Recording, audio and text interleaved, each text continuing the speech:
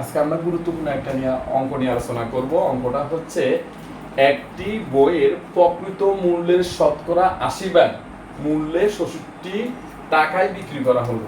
৬৭ টাকায় বিক্রি করা হলো। বইটির প্রকৃত মূল্য কত? অ্যাবেল এই অঙ্কগুলি আসে পরীক্ষাতে।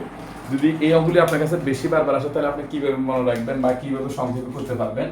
তাহলে কি বলছে, একটি বইয়ের প্রকৃত মূল্যের শতকরা ৮০ ভাগ মূল্যে ৬৭ টাকা বিক্রি করা হলো। খেয়াল করেন, শতকরা ৮০ ভাগ, এই কথার মানে কি? শতকরা আমরা কি লিখলাম? শতকরা ৮০ ভাগ, এর মানে ৮০%। মানে বইয়ের প্রকৃত মূল্য যা, তার মধ্যে ৮০% বিক্রি করা হয়েছে। তাহলে 20% ছাড় দিয়ে দিচ্ছে। বই যেহেতু শতকরা বলছে, তাহলে বইয়ের ধরো প্রকৃত মূল্য হচ্ছে আমাদের 100 টাকা।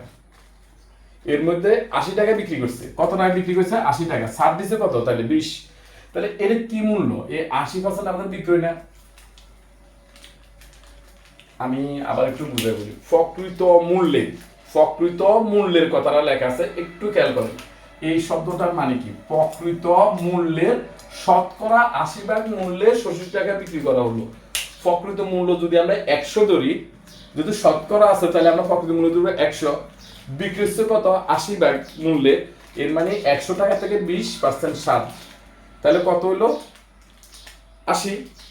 বিক্রি করা হলে কত হয়? ৬৭ টাকা বিক্রি করা হলো। বইয়ের প্রকৃত মূল্যটা কত? তাহলে এইটা কি মূল্য? বিক্রয়। আরেকটা বিক্রয় দেখেন তো, দেখি এখানে আমাদের আরেকটা বিক্রয় আছে। কত আছে? ৬৭। তাহলে আমরা লিখতে পারি না এখানে ৮০% সমান ৬৭। আমার মনে হয় ব্যাপারটা সব বুঝতে পেরেছে। এটা কি মূল্য? ৬৭ টাকায় বিক্রি করা হলো। ৬৭ টাকা বিক্রি করছে, এই একটা বিক্রয়। আর এখানে বলা হয়েছে যে প্রকৃত মূল্যের শতকরা ৮০ ভাগ বিক্রি করা হলো। এই প্রকৃত মূল্যের শতকরা ৮০ ভাগ বিক্রি করা হলে তাহলে এই ৮০% সমান হবে কত? ৬৭, রাইট? তাহলে 1% সমান কত হবে? আরো কম, ৬৭ বাই কত? ৮০। আশা করি কার সমস্যা নাই। সুতরাং প্রকৃত মূল্য কত বলছে? আমার শুরুতে 100, যেহেতু শতকরা আছে তাহলে আমরা এখানে দিলাম 100। কত হবে?